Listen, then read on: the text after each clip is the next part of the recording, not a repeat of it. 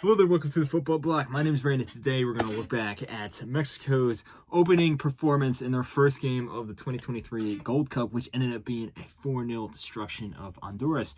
So if that sounds interesting, let's hop right into it. One step beyond.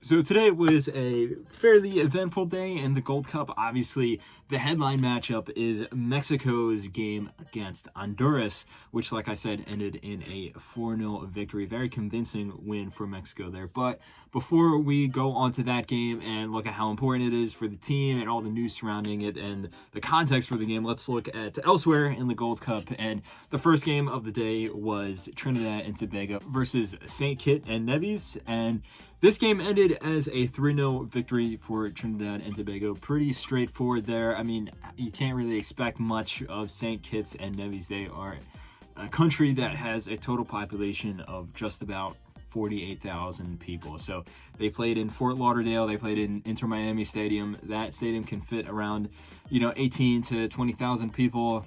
If that stadium was full, that's literally half of Saint Kitts' entire population. So you can't really expect much of this team, but considering they were massive underdogs, they actually didn't play too bad. They, made it tough for Trinidad and Tobago at times, but the superior quality really came through, especially in the second half, as Trinidad and Tobago came away with a 3-0 win. Jay Fortune, who plays for Atlanta United, actually had a really nice goal to make it 2-0, a really good dribble and a long shot from outside the box. The other game was a very interesting game. It was Haiti versus Qatar, and this ended up being a 2-1 win for Haiti. Now, this game, very interesting, because first of all, what is Qatar doing in the Gold Cup? Of course, that's a whole nother discussion. It has to do with, Qatar Airways being a sponsor for CONCACAF, specifically for the Gold Cup. Also, the fact that CONCACAF is trying to test their teams against other opposition from outside of the Confederation. And Qatar themselves are also trying to, test themselves as well. I'm not necessarily opposed to having Qatar in this tournament. I think it is kind of cool to have one or two, not too many, but one or two guest nations come in. But in this game here, it was a very different Qatari side. There was only a few guys that had been in the World Cup squad or even the Gold Cup 2021 squad, because they were there 2 years ago. For example, there was no Akram Afif, no Hassan El Haidos, there was no Abdulaziz Hatem, no Pedro Miguel. So there was Almoez Ali, but he didn't play in this game at all. He started on the bench. Qatar does have Carlos Queiroz as their manager, who is, a very, very good manager, one of the best managers on the international football stage. But Qatar did not really show up for this game. I thought that they started off on the front foot. They were playing better. Typical Qatar, where they're very technical, very fast, but they let the other team have possession of the ball and they hit you on the counterattack. They scored after a mistake from Pierre, the Haitian goalkeeper. And then Haiti was relatively lucky to get a penalty. It was a very clear handball, but it was a little bit against the run of play. But after they scored that penalty, Haiti was by far the better team. Or maybe not by far, but they were the better team. They had more chances. They had numerous chances that really should have scored. Etienne hit the post. He had another one that was a toe poke. There was a few penalty shouts. I think Qatar was robbed of a penalty in the second half. The game, I would say, from like the 70th minute until the end was very, very interesting. It was very fun to watch. Haiti eventually grabbed the winner in the 98th minute after a pretty good build-up play. Qatar, like I said, they brought basically a backup squad to this tournament, like a lot of the other big teams. And this could be it, because we just saw how Mexico played. There's no way this Qatari team's beating Mexico. Who knows what's going to happen in their next game? They could be out in the group stage. And very different than the result in 2021, where they probably could have got to the final, probably should have got to the final.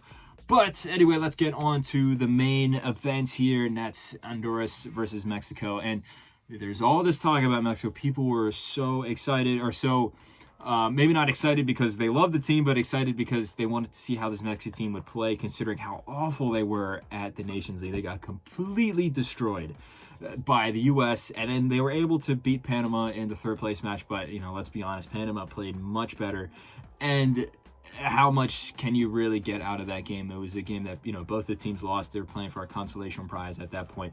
And they sacked Diego Coca, who didn't really do much. Again, it's not all on him. There are some serious problems in the Mexican FA, just the Mexican team. If you just look at the squad, their talent pool is just not as good as it has been in years past. The United States is better. You can even make an argument that Canada is better, maybe not in terms of depth, but just in terms of like the star players.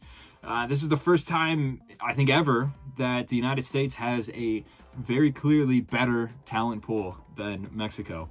So after Coca was sacked and they brought in Jaime Lozano, who is a Mexican himself, unlike the last two managers who are Argentinian, and who is, kind of a popular figure from what I can pick up on. I was very interested. I wanted to see how this team would play, considering that it's not like the U.S. where they brought a C team, but they didn't bring their star players, or some of their star players. Ochoa is still there, Edson Alvarez is still there, there's a few other guys like Antuna, Pineda, but it's not a full-strength squad. It's close, but it's not a full-strength squad. But, they started off on the front foot. 50 seconds in, Luis Romo scored a very nice goal, and then Mexico was just relentless. They pummeled Honduras. They beat them to pieces. And, part of that is because of Honduras defensively was really, really poor. But Mexico, I think more so, just had a really good press. They had a really good energy behind them. It felt like this team was motivated to play under the new manager. There was that new manager buzz that people always talk about, similar to how the U.S. played under B.J. Callahan in the Nations League. And, they just went for it. They just were relentless. They did not stop pressing. They did not stop pressing. And Mexico was playing pretty good. They were able to grab another goal. A header into the box. Luis Romo came up on the far post, was able to poke home his second of the night, Mexico's second goal. That being said, throughout the end of the first half, Honduras themselves pressured Mexico, and they had some close opportunities as well. Mexico's defense was looking a little bit shaky, I'm not going to lie, but Honduras was not able to capitalize on that. Really, Honduras' only serious threat going forward was Elias, and he's just one guy. There was moments, especially as the second half went on, where he was trying to dribble past like 4 or 5 players. It was 4v1, 5v1. As good as Ellis is, what are you going to do when you're literally the only guy who is a competent attacker up top? Orbelin Pineda scored the third goal for Mexico after a counterattack and a really good dribble right through the middle. Again, terrible defending from Honduras. And Luis Chavez was able to grab a fourth and to make it 4-0. It could have been 5. There was a goal from Santi Jimenez that was chalked off for being offside, correctly so. And Honduras had 1 or 2 chances throughout, but like I said, it was nothing really too notable to talk about. And I think there's not a whole lot you can take from this game from a Mexican point of view. Yes, it was a very, very important result. It was a necessary result. The team, at least going forward, is really good. But defensively, there were still some issues. Now, if this Mexican team were to go up against, even though the U.S. is not at full strength, if they were to go against them, or maybe someone like Jamaica, or, we haven't seen what Costa Rica or Panama look like, but if they go up against a team like that, who knows? A team that has more clinical attackers. Not to mention that Honduras defensively was in utter shambles. This is a very, very poor Honduran side from what we can see so far. So there is not a whole lot to take out of this game, even though it was a necessary result and it was important. This doesn't solve all their problems. So it would be very interesting to see how Mexico go on from this point. But let me know all your thoughts in the comments below. Do you think that Qatar got robbed by the referee? Do you think that Saint Kitts and the Nevis can, have some type of result in the next few games? And what do you think of this Mexican team? How much do you think you can take out of this match? Is this a step? It obviously is a step in the right direction, but is it over? Is all the problems over? Will Mexico end up winning the Gold Cup? Let me know all your thoughts in the comments below. Don't forget to like and subscribe. Share this video with a friend. But anyway, guys, my name is Brandon. Hope you guys have a nice rest of your night.